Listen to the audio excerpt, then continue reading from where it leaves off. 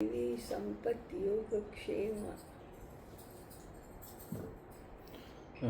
पंचम और अंतिम अध्याय है ताई, देवी संपद योग क्षेमाध्याय। प्रथम आहनिक अधिजनन। राज्य और समाज को श्रेष्ठ बनाना, अर्थायाम करना, धर्म संगत व्यवस्था की रचना करना, यथा योग्य देश काल विभाग करना, आहार निद्रा मैथुन के लिए काम में लगे रहने वाले, भय से दबने वाले, लोभ से लचने वाले लोकायतिक लोगों का काम नहीं है। यह श्रेष्ठ पुरुष रत्नों का काम है। कितनी बड़ी बात की। घेरे घेरे लेच पे चलो, क्या करेंगे। माता जी हमारी यही कहती है कि सामर्थ्यशाली बनो। श्रेष्ठ कामों के लिए श्रेष्ठ पुरुषों की आवश्यकता होती है। श्रेष्ठता पुस्तकों को रटने से प्राप्त नहीं होती है। तो जो लोग कहते हैं पुस्तक रटे, एग्जाम पास किया, बन गए, इससे प्राप्त नहीं होती। यह प्राप्त होती है दैवी संपद से। यूनान में दैवी संपद न होने से ही प्लेटो को अपनी रिपब्लिक अपने समय में संभव जान पड़ी। इसी के न होने से अरिस्टोटल के दैशिक विचार कार्य में परिणत न हो सके। इसी के अभाव के कारण इंग्लिस्तान को टोमर मूर का यूटोपिया असंभव जान पड़ा। इसकी न्यूनता के कारण यूरोप में सोशलिज्म दोलाचल हो रहा है। तो यूनान में दैवी संपद न होने से प्लेटो को अपनी रिपब्लिक अपने समय में संभव जान पड़ी। और ठीक है, उनको लगा कि रिपब्लिक ही ठीक है, बाकी कुछ नहीं हो पाएगा। और अरिस्टोटल का दैशिक विचार परिणत ही नहीं हो पाया। आचार्य प्लेटो के मतानुसार श्रेष्ठ राज्य तभी हो सकता है जब राज्य का उत्तराधिकारी तत्वदर्शी हो। आचार्य अरस्तु के अनुसार किसी समाज के श्रेष्ठ होने के लिए आवश्यक है उसमें कुछ श्रेष्ठ मनुष्य हों, किंतु हमारे आचार्यों के मतानुसार केवल राज्य के उत्तराधिकारी को तत्वदर्शी होने से न राज्य श्रेष्ठ हो सकता है, न इन्हें गिने मनुष्यों के श्रेष्ठ होने से समाज श्रेष्ठ हो सकती है। राज्य के श्रेष्ठ होने के लिए समस्त राजकुल, समस्त अधिकारियों का तत्वदर्शी होना और समाज के श्रेष्ठ लोगों के लिए समस्त लोगों का श्रेष्ठ होना आवश्यक है। क्योंकि श्रेष्ठ ही तो श्रेष्ठ को समझेगा, नहीं तो असुर सुर को क्या समझेगा। शासन और प्रशासन दोनों ही श्रेष्ठ लोगों से श्रेष्ठ हो। इसलिए हमारी उपाय योजना अधिजनन थी कि सबको बनाना श्रेष्ठ। अब विचारास्पद यह है कि छोटा यूनान राज्य के एक उत्तराधिकारी और समाज के इन्हें गिने लोगों को जैसा नहीं बना सकता, भारत समस्त राजकुल और समस्त प्रजा को वैसे कैसे बना सका। ऐसे कैसे बताइए भारत में उपाय तो दिए हैं जी। यूरोप को यह अब तक विदित न था, न अभी भी पूर्णतया विदित है कि तत्वदर्शी राजा और श्रेष्ठ लोग अर्थात दैवी संपद युक्त मनुष्य कैसे बनाए जा सकते हैं। उसके मतानुसार मनुष्यों को दैवी संपद बनाने का एकमात्र उपाय है उनको सुपठित बनाना। किंतु हमारे राज्य के आचार्यों के मतानुसार केवल पढ़ने लिखने से कुछ नहीं होता, यह तो एक कला मात्र है। स्वाति के बूंद के समान जैसे पात्र से इसका संगम होता है, वैसे इसका फल होता है। श्रेष्ठ पुरुष में जाने से यह कला अच्छे काम में लाई जाती है। मध्यम पुरुष में जाने से फल भी इसका मध्यम होता है। नीच पुरुष के संग इसका फल नीच होता है। स्वाध्याय से पढ़ने लिखने वाले को विद्वान भी नहीं कहा जा सकता। हाँ, वो तो जिसका पात्र में जाएगा उसके अनुसार हो जाएगा। स्वाध्याय से केवल पढ़ने के समय मनुष्य के मन में दैवी संपद प्राप्त करने की इच्छा होती है, जैसे अभी मेरी हो रही है तो। किंतु इच्छा तब ही फलीभूत होती है जब मानसिक और शारीरिक रचना अनुकूल हो। शास्त्र पाठ जिसका एकमात्र गुण होता है, किंतु जिनके शारीरिक और मानसिक संस्कार अनुकूल नहीं होते, उनकी श्रेष्ठ कार्यों को करने की चेष्टा विडंबना मात्र होती है। तो पढ़ाई करने वाले जो बताइए तो बहुत ही स्पष्टता के साथ बताए कि जो तथाकथित विद्वान हम ये करेंगे वो करेंगे, गुणगान करेंगे लेकिन कृति में नहीं करेंगे, वो कुछ नहीं कर सकते। तोता और मैनाओं से दैशिक और सामाजिक काम नहीं साध सकते। तो ये जो पढ़ने वाले विद्वानों को तोता मैना का तोता है। मैना का। इन कार्यों के लिए चाहिए वीर पुरुष रत्न, जिनके संस्कार आजन्म और मरण पर्यंत दैवी संपद में होते हैं। जन्मजात कहते हैं ना, जन्मजात गुण है। हमारे आदि जीविक शास्त्रानुसार मनुष्य संस्कार में होता है, अर्थात जैसे उसके संस्कार होते हैं वैसा वह आप होता है। इससे वह लेश मात्र भी न्यूनाधिक नहीं होता। संस्कार 4 प्रकार के होते हैं। 1 जन्मांतर, 2 सहज, 3 कृत्रिम, 4 अन्वयागत। जन्मांतर अन्वयागत। जन्मांतर संस्कार उनको कहते हैं जिनको लेकर शरीरी एक शरीर को त्याग कर दूसरे में प्रवेश करता है। प्रारब्ध। इन्हीं संस्कारों के अनुसार यह लोकांतर में जाकर अपने कृतों का भोग करता है। वहां उसके कर्मों का भोग हो चुकने पर फिर उन्हीं संस्कारों के अनुसार अमैथुनिक तन्मात्रिक शरीर को धारण करता है। तदनुकूल निमित्त और सन्निकर्षों के मिलने से वह किसी शरीरी के शरीर में प्रवेश करता है, करके बिंदु में शरीर धारण करता है, जहां वह कुछ नवीन संस्कारों को प्राप्त करता है। तदनंतर रज से उसका संयोग होने से उसको कुछ और नवीन संस्कार प्राप्त होते हैं। 14 और 5 पीढ़ी कहता है। इन्हीं 3 संस्कारों को लेकर वह इस संसार में जन्म लेता है और प्रतिक्षण नए नए संस्कारों को प्राप्त करता है। इन्हीं सब संस्कारों के अनुसार मन, बुद्धि और कर्म हुआ करते हैं। इन सब संस्कारों में जन्मांतर संस्कार प्रबल होते हैं, जो अनेक जन्मों तक शरीर के साथ लगे रहते हैं। इनका नाश और परिवर्तन केवल निर्विकल्प समाधि के और किसी प्रकार से नहीं हो सकता है। इन संस्कारों के विषय में पाश्चात्य बायोलॉजिस्ट पूर्ण अनभिज्ञ हैं। क्योंकि बेचारे जन्मांतर को तो मानते ही नहीं है, जानते ही नहीं है। उनको पता ही नहीं कुछ। सहज संस्कार उन संस्कारों कहते हैं जो तन्मात्रिक शरीर को बिंदुवस्था और गर्भावस्था में प्राप्त होते हैं, उस पंच भौतिक शरीर के छूटने तक रहते हैं। यह संस्कार अनेक रूप में प्रकट होते हैं। उसके 3 रूप हैं, अर्थात योनि संस्कार, जाति संस्कार और वर्ण संस्कार मुख्य माने जाते हैं। जिन सहज संस्कारों में योनि की विशेषता रहती है उनको योनि संस्कार कहते हैं। जिन सहज संस्कारों में जाति की विशेषता रहती है उनको जाति संस्कार, और जिन सहज संस्कारों में वर्ण की विशेषता रहती है उनको वर्ण संस्कार कहते हैं। गोभी और लाई के बीज रूप रंग में एक समान होते हैं, किंतु जब वृक्ष रूप में उनका रूपांतर होने लगता है तो सहज संस्कारों से पृथक पृथक होने के कारण वे एक दूसरे से बिल्कुल भिन्न प्रकार के हो जाते हैं। मनुष्य और पशु के बिंदु भी प्राय एक समान होते हैं, किंतु जब गर्भावस्था में उत्तर वृद्धि होने लगती है तो सहज संस्कारों की भिन्नता के कारण वे एक दूसरे से भिन्न प्रकार के हो जाते हैं। एक गमले में एक ही प्रकार की मिट्टी में भिन्न भिन्न रंगों की सेवंतियों के बीज एक साथ बोए जाएं और साथ ही उनकी सिंचाई इत्यादि भी की जाए तो उनके पौध भी एक प्रकार के होते हैं, किंतु उनके सहज संस्कारों में भेद के कारण उनके फूल एक दूसरे से भिन्न प्रकार के होते हैं। इसी प्रकार 2 मनुष्यों के 2 बालक एक ही स्थान में एक ही सन्निकर्षों में रखे जाएं, पाले जाएं, तो सियाने होने पर उनके सहज संस्कारों में भिन्नता के कारण उनके गुण भी भिन्न दिखाई देते हैं। ऐसे और भी अनेक प्रकार के भेद देखे जाते हैं, उन सब के कारण सहज संस्कार होते हैं।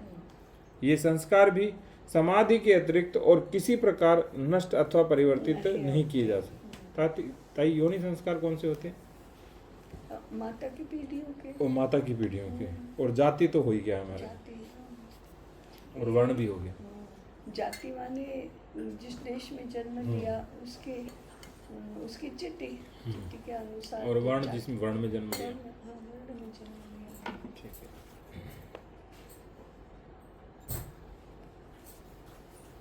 कृत्रिम संस्कार उन संस्कारों को कहते हैं जो बाह्य आभ्यंतरिक सन्निकर्षों के कारण अथवा दीर्घाभ्यास के कारण उत्पन्न होते हैं। सन्निकर्षों से उत्पन्न हुए कृत्रिम संस्कारों को सन्निकर्ष संस्कार कहते हैं। अभ्यास से उत्पन्न हुए कृत्रिम संस्कारों को अभ्यास संस्कार कहते हैं। भिन्न भिन्न गमलों में भिन्न भिन्न प्रकार की मिट्टी में भिन्न भिन्न प्रकार से बोए हुए भिन्न भिन्न प्रकार की खाद और सिंचाई दिए हुए एक ही सेवंती के बीजों से उत्पन्न हुए पौधों और फूलों में भेद देखने में आता है। सेवंती क्या है? तो ये सेवंती नाम का फूल है। फूल है ये। अथवा एक ही मनुष्य के दो यमज बालकों में भिन्न भिन्न सन्निकर्षों में भिन्न प्रकार से रखे और पाले जाने से भिन्न प्रकार के गुण प्रकट होते हैं। अथवा किसी मनुष्य में बराबर एक ही प्रकार की भावना दिए जाने से उसकी स्वाभाविक प्रवृत्ति में जो परिवर्तन होता है, अथवा किसी वृक्ष की बार बार एक ही प्रकार से कलम किए जाने से उसके पत्रादिकों में जो रूपांतरण होता है, उन सब का कारण कृत्रिम संस्कार होते हैं। जिस कोटि के सन्निकर्ष और अभ्यास ये संस्कार उत्पन्न होते हैं, उसी कोटि के प्रतिकूल सन्निकर्ष और अभ्यास से वे नष्ट अथवा परिवर्तित किए जा सकते हैं।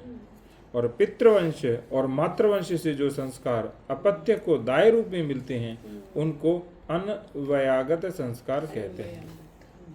तो तई योनि में और मातृवंश वाले में अंतर क्या हुआ? वंश तो पिता से माना जाता है। जो संस्कार अन्वयागत होते हैं वे पूर्वजों के सहज संस्कार अथवा तीव्र कृत्रिम संस्कार होते हैं। वैसे तो ये संस्कारों की सारी चर्चा मनुष्य के लिए ही है, परंतु योनि केवल मनुष्य में नहीं होती ना, अन्य पशुओं में प्राणियों में भी होती है। हाँ। परंतु उसमें तो संस्कार का ये चर्चा नहीं आएगी इसमें। पर योनि माता की होती है। पूर्वजों के जन्मांतर संस्कार अन्वयागत नहीं होते हैं। अन्वयागत संस्कारों के दाय नियम 3 हैं।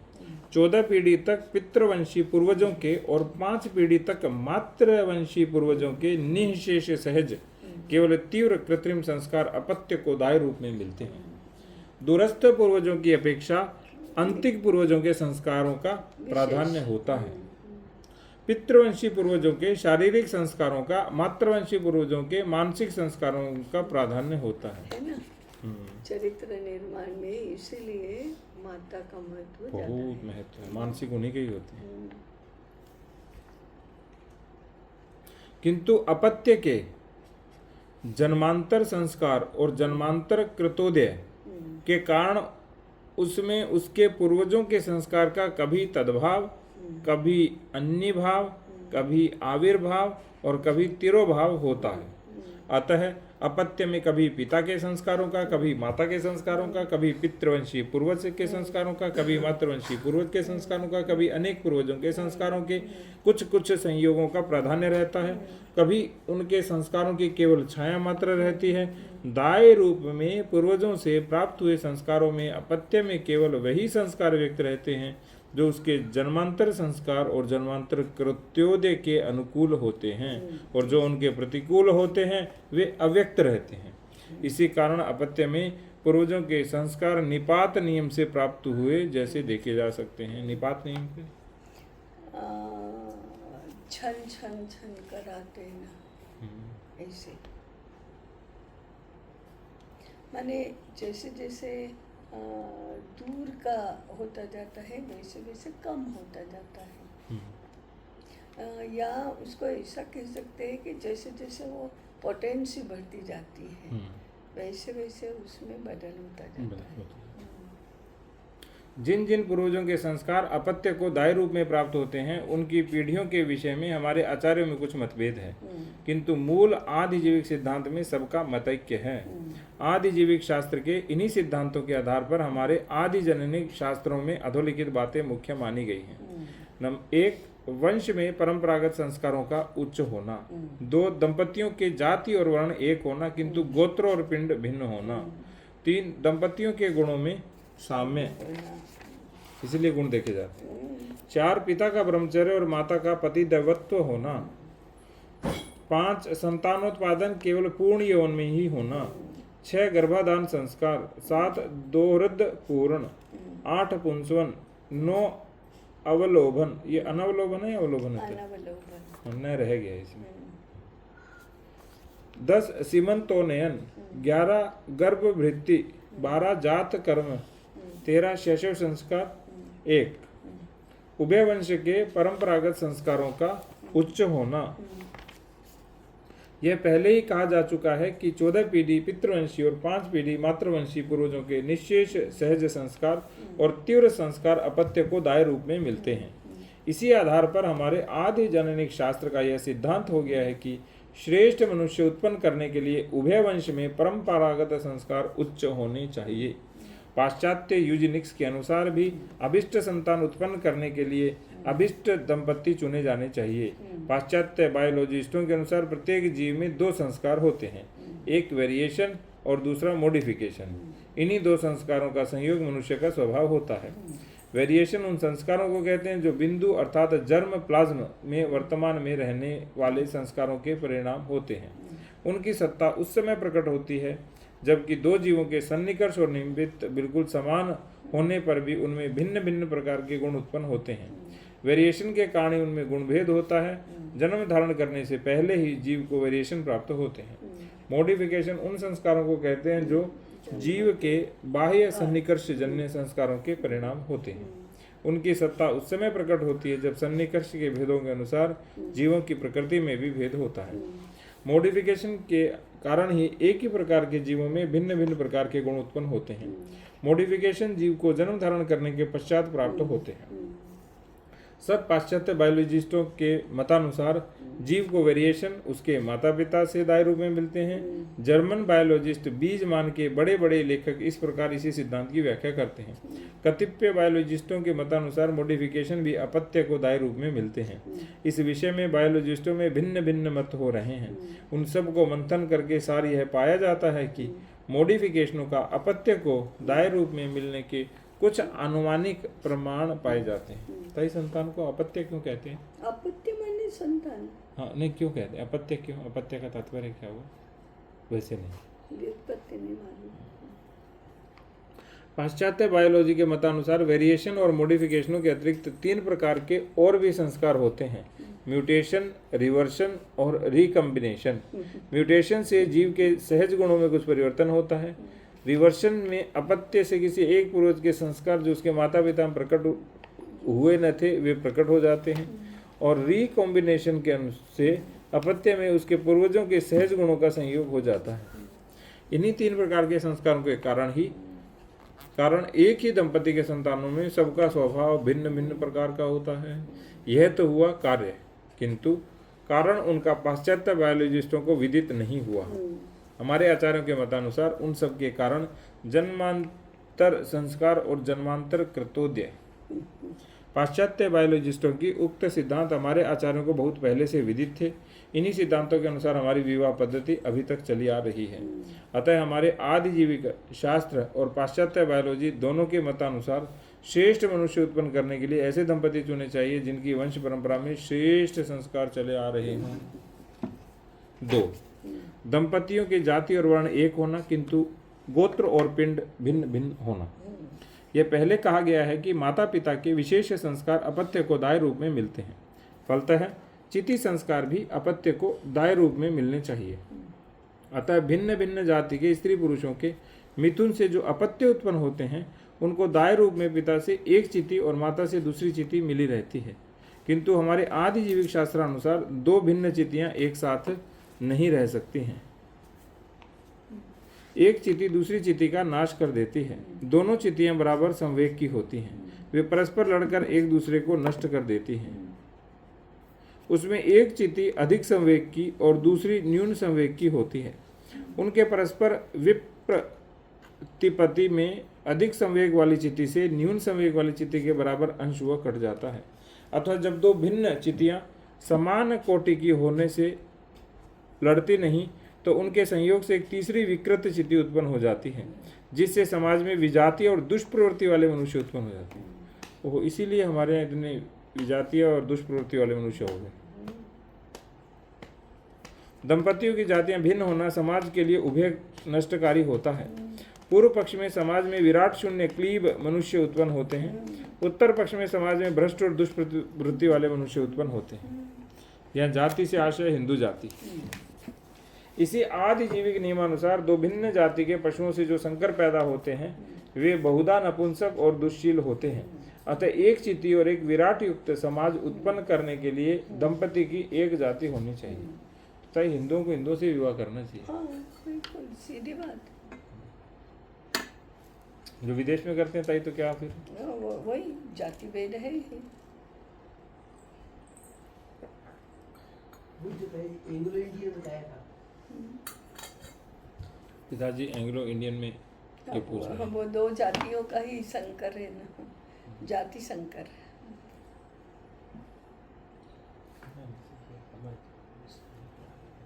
दो वर्णों का वर्ण संकर, दो जातियों का जाति संकर।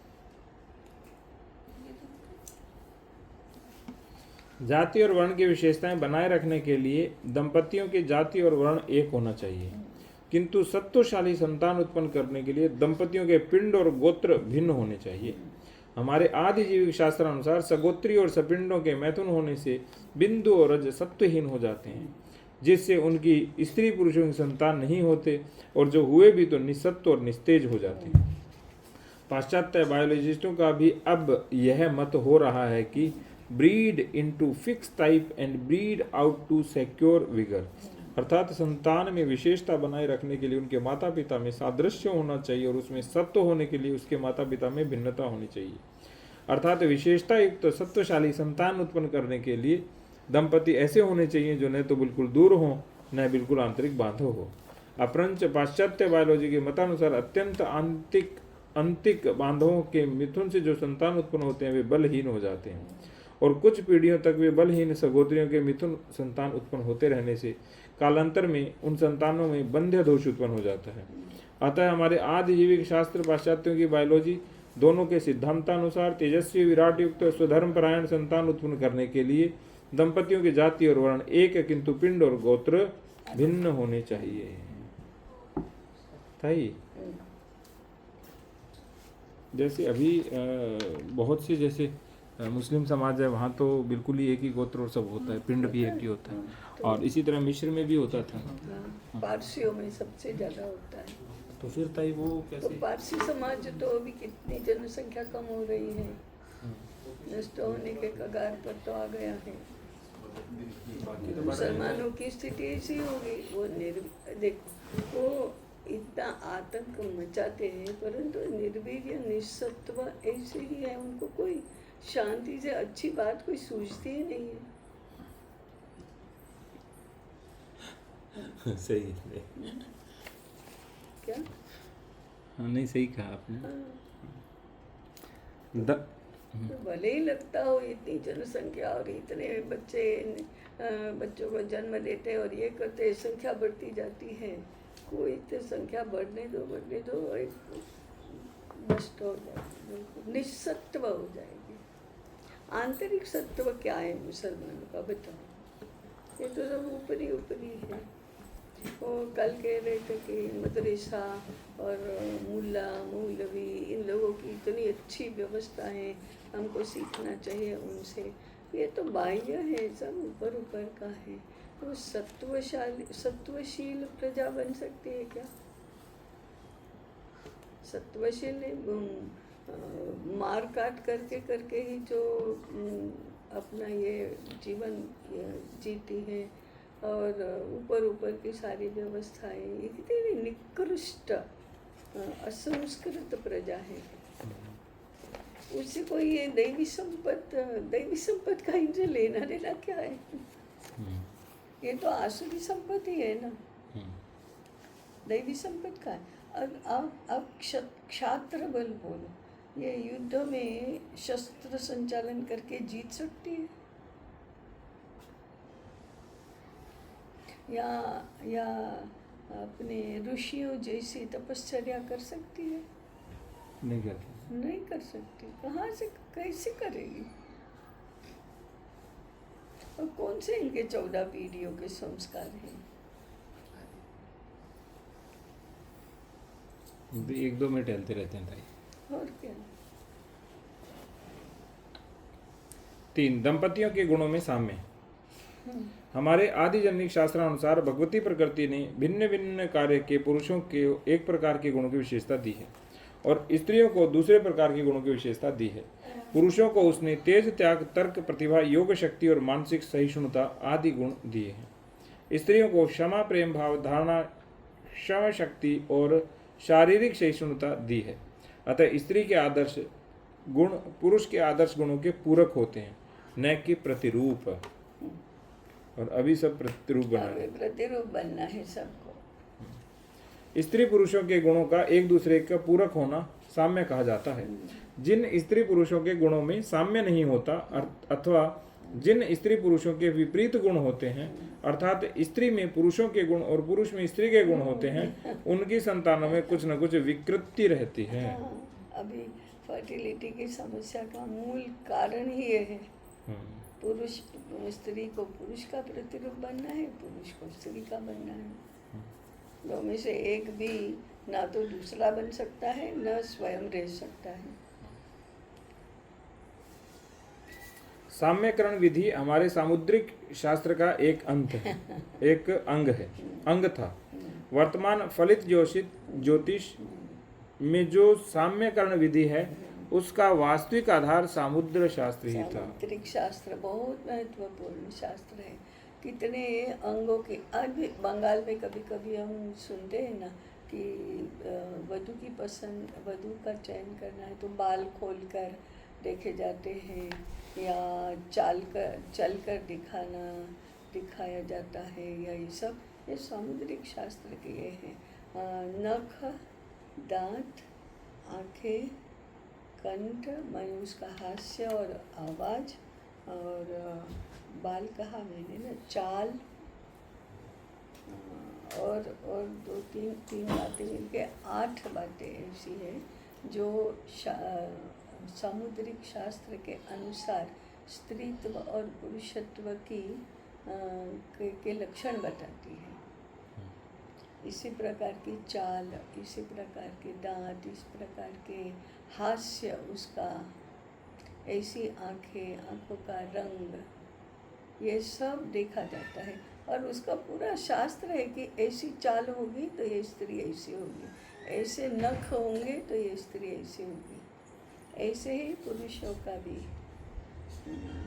जैसे कभी पुरुषों का यहाँ गंजा होता है, पता है कि कई पुरुष यहाँ से गंजे होते हैं। ये गंजे होते हैं, वो निश्चित रूप से उनका अधिजनन में कमतरता है। जिनकी कमर पतली नहीं है, उनका अधिजनन में निश्चित रूप से समस्या होगी। उनके तो ये 8 क्या क्या देखे जाते हैं मुझे नहीं मालूम, ये स्त्रियों के ऐसे पुरुषों के देखे जाते हैं, ऐसे पुरुषों के देखे जाते हैं। इसलिए वर परीक्षा और वधू परीक्षा दोनों ही की जाती हैं। ये सामुद्रिक शास्त्र के आधार पर, एक सामुद्रिक शास्त्र के आधार पर, एक ज्योतिष के आधार पर, एक आयुर्वेद के आधार पर ये वर वधू चयन होता है। तो ये तो बाह्य पुरुष और संस्कार है, वो मानसिक में जो पूर्व जन्म है, अनुभवश है, सन्निकर्ष।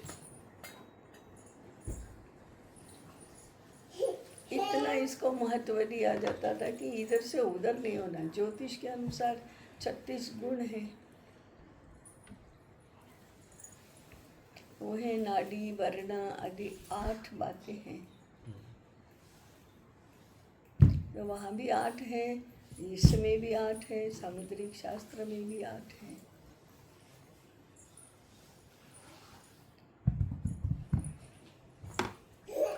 इतनी सारी परीक्षाओं में से छन कर आएंगे तभी वो एक दूसरे के लायक और श्रेष्ठ बनेंगे।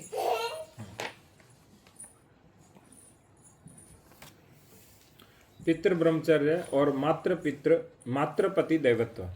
पहले कहा जा चुका है कि हमारे आदि जैविक शास्त्रानुसार शरीरी जब किसी शरीर में प्रवेश कर बिंदु में शरीर को धारण करता है तो उस अवस्था में वह कुछ संस्कारों को प्राप्त करता है।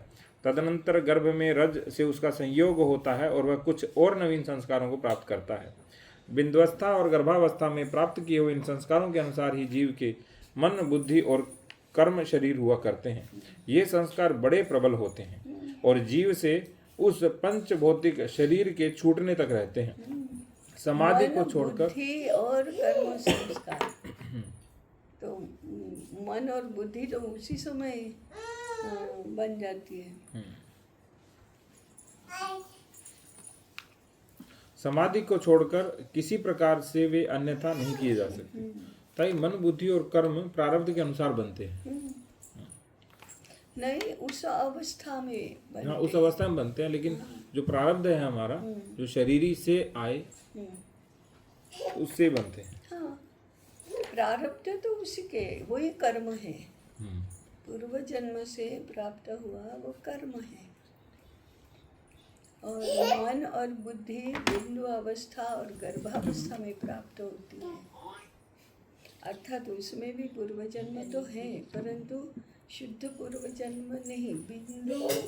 बिंदु अवस्था में उसको गर्भ का कवच मिलता है और रज के संयोग से उसको माता पिता के संस्कार प्राप्त होते हैं, और उसी समय मन और बुद्धि, तो पूर्व जन्म और वो अनुवंश, पूर्व जन्म के संस्कार और अनुवंश के संस्कार मिलकर उसका बेसिक चरित्र जो है, बेसिक क्षमता, पोटेंशियल है, वो बनती है।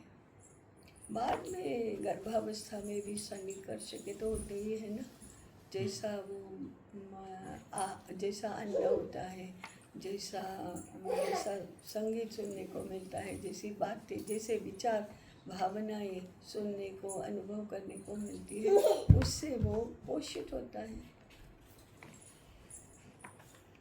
इसलिए और जन्म के समय तक जो उसका चरित्र बन गया वो मृत्यु तक वही रहेगा।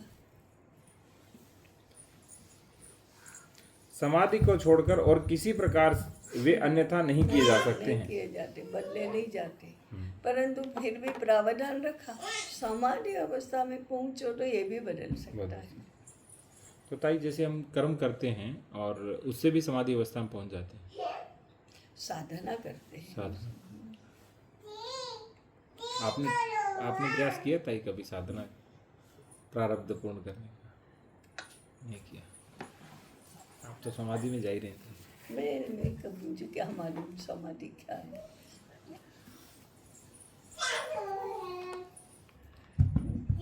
इन दो सिद्धांत, जीव जैसे सन्निकर्षों में रहता है वैसे उसमें संस्कार उत्पन्न होते हैं। इन दो सिद्धांतों का सहयोग करने से सिद्ध यह हुआ कि बिंदुवस्था में जीव को जैसा शुक्र मिलता है वैसे उसमें संस्कार उत्पन्न होते हैं।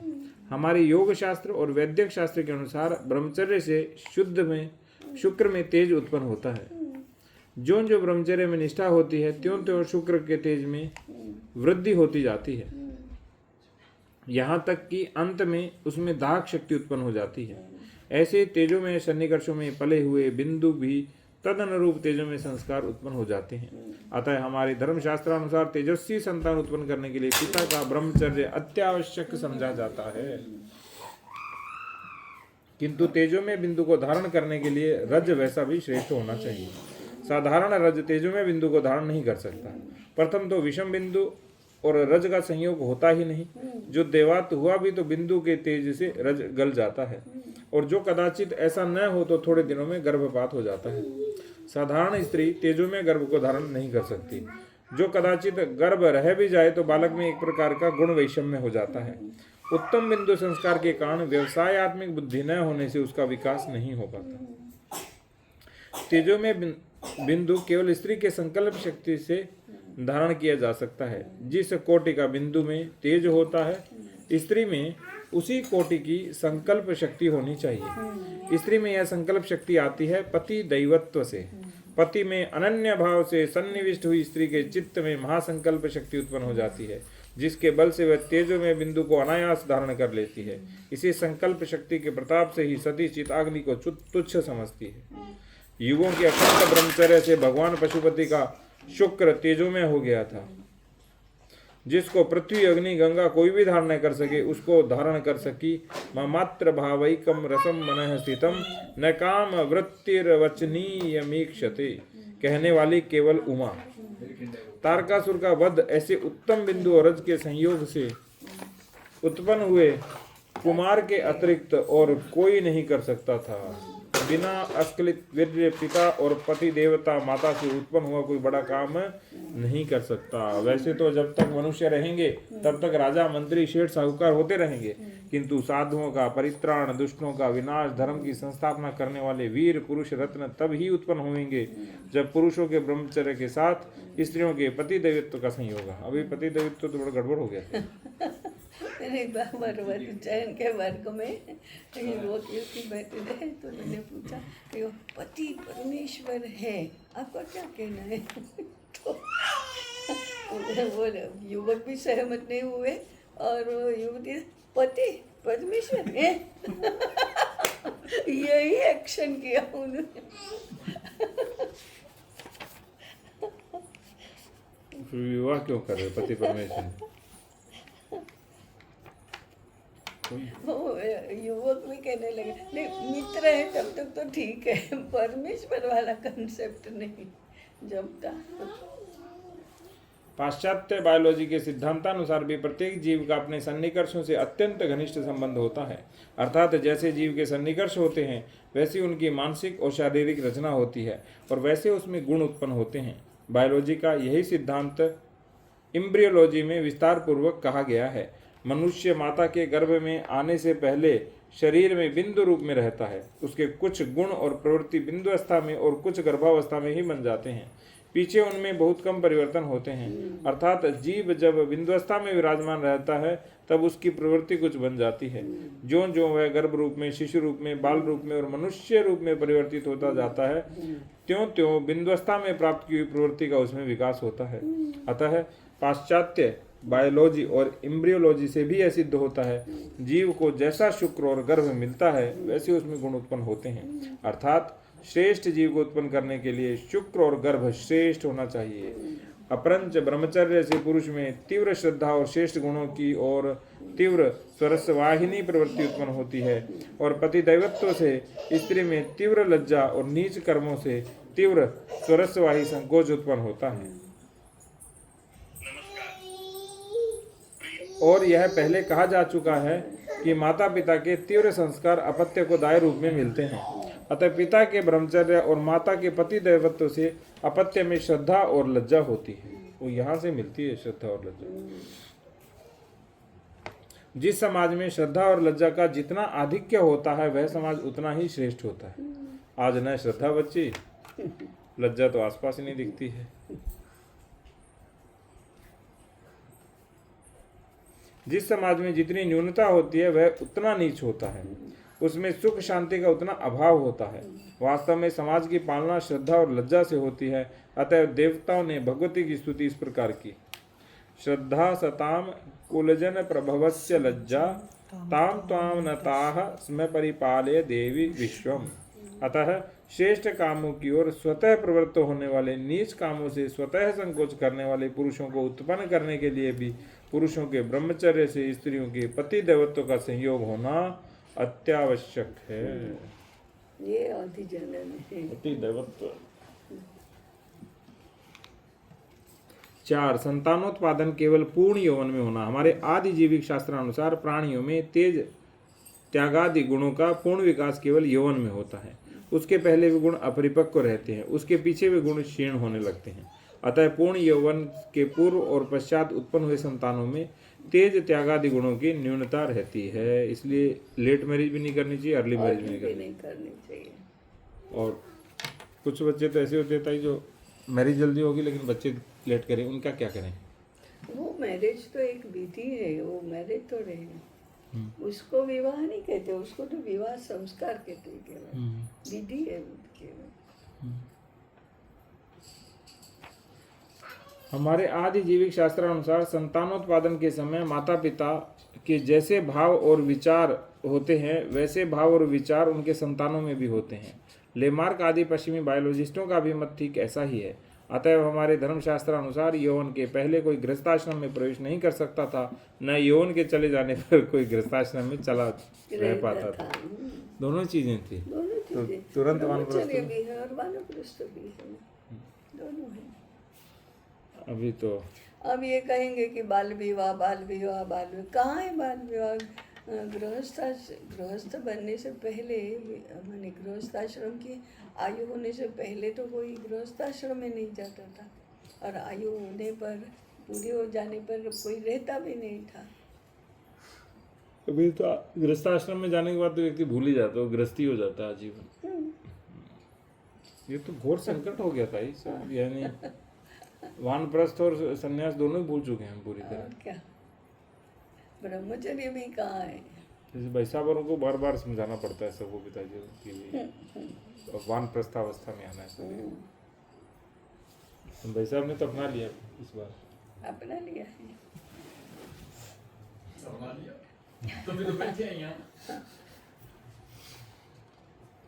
पहले दो बातें कही जा चुकी है। ये एक यह कि माता पिता के तीव्र संस्कार अपत्य को दाय रूप में प्राप्त होते हैं। दूसरी यह कि गर्भ में जैसे सन्निकर्ष होते हैं वैसे जीव की प्रवृत्ति बन जाती है। आदिजनिक शास्त्र में एक तीसरी बात भी कही हुई है कि रजस्वला होने के पश्चात प्राय एक पक्ष तक गर्भाधान हुआ करता है। इन तीन बातों के मिलान से सिद्धांत यह पाया जाता है कि रजस्वला होने के पश्चात एक पक्ष तक स्त्री के चित्त में जैसे संस्कार होते हैं, जैसे उसके आचार विचार आहार विहार होते हैं और जैसी उसके गर्भाशय की अवस्था होती है, वैसे गर्भस्थ जीव के गुण होते हैं। अतः हमारे आदिजनिक शास्त्र में ऋतुवती स्त्री के लिए विशेष प्रकार की चर्या, विशेष प्रकार की औषधियाँ, विशेष प्रकार का भोजन कहा गया है। तदनंतर गर्भधारण के दिन से प्रसव होने तक गर्भवती के लिए भिन्न भिन्न प्रकार के मासों के लिए भिन्न भिन्न प्रकार से भिन्न भिन्न प्रकार की औषधियाँ और विशेष प्रकार का भोजन बताया है, जिनका कुछ कुछ उल्लेख हमारे वैदिक शास्त्र और संस्कार विधि में पाया जाता है। पाश्चात्य बायोलॉजिस्टों का भी इन दिनों यह मत हो रहा है कि जीव की अधिकांश प्रवृत्ति गर्भावस्था की रचना संबंधी मैकेनिकल, रस संबंधी केमिकल, शरीर संबंधी फिजिकल और सत्व संबंधी वाइटल सन्निकर्षों से बनी है।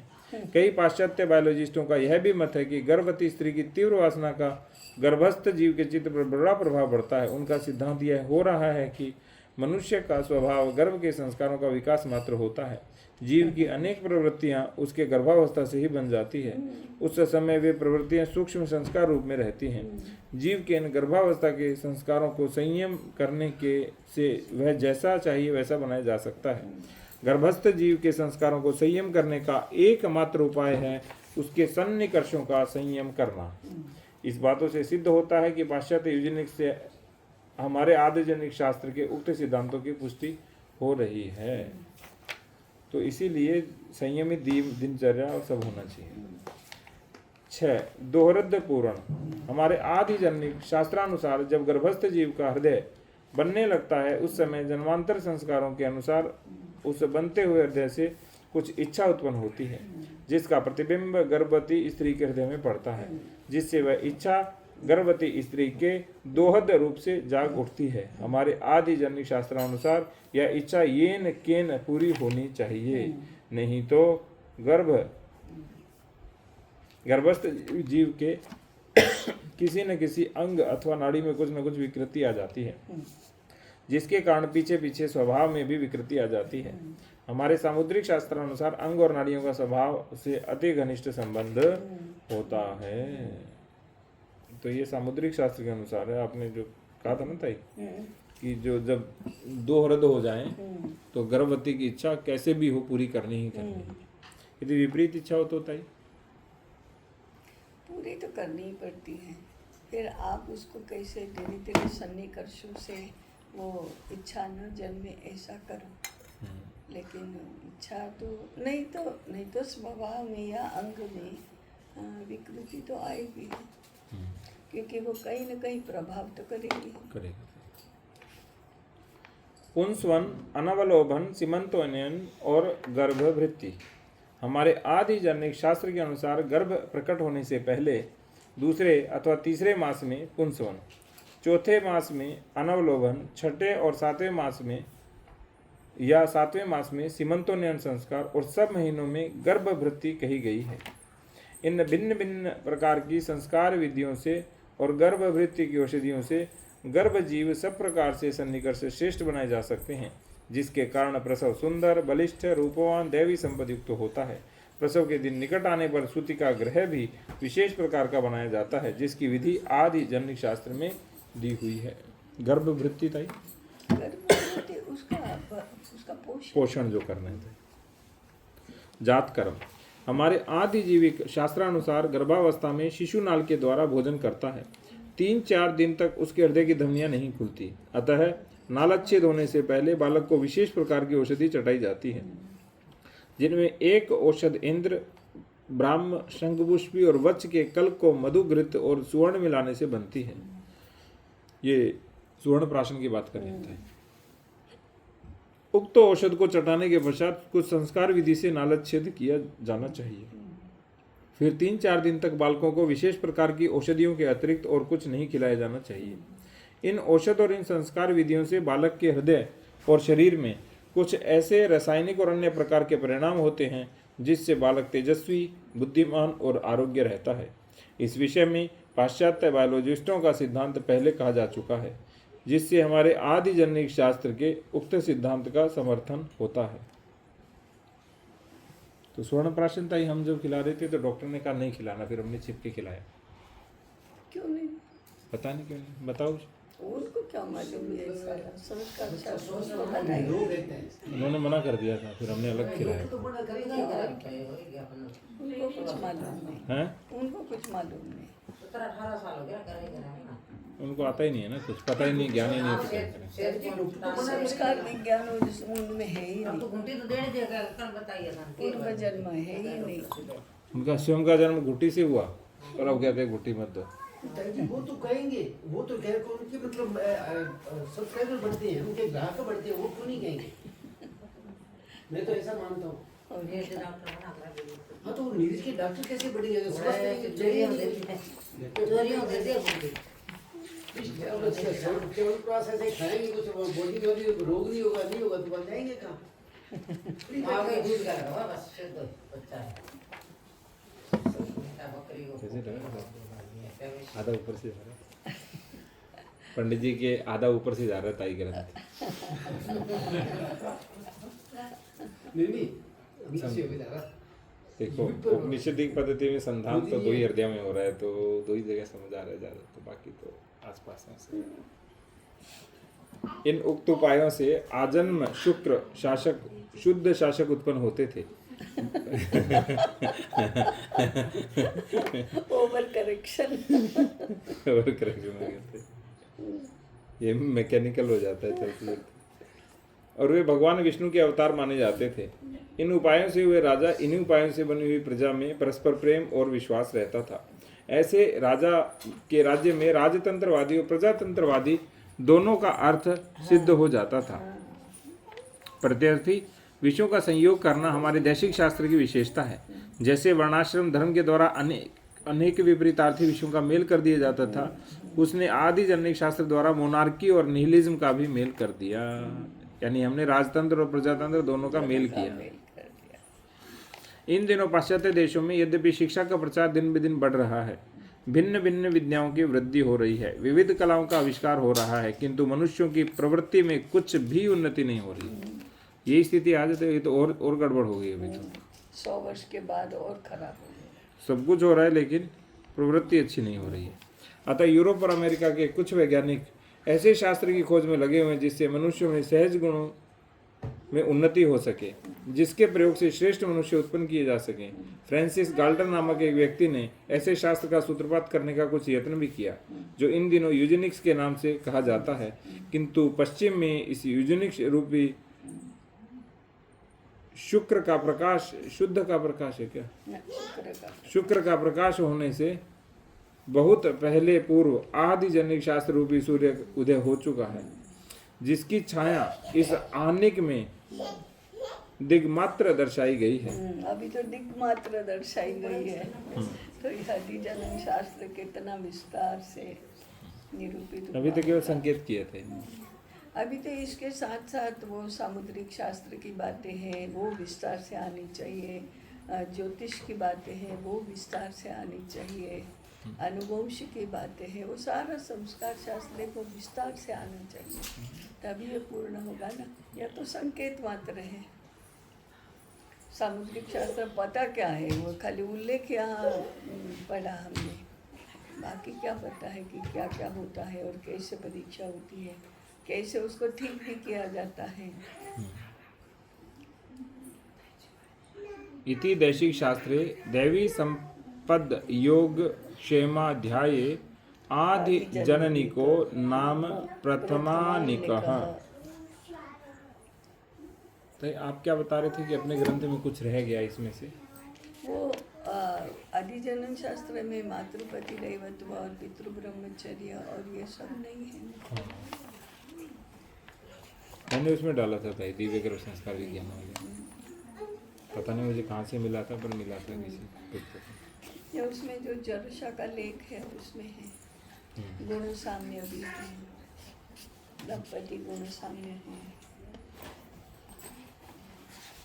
अरे अध्ययन में तो लोकमत परिष्कार भी आएगा था।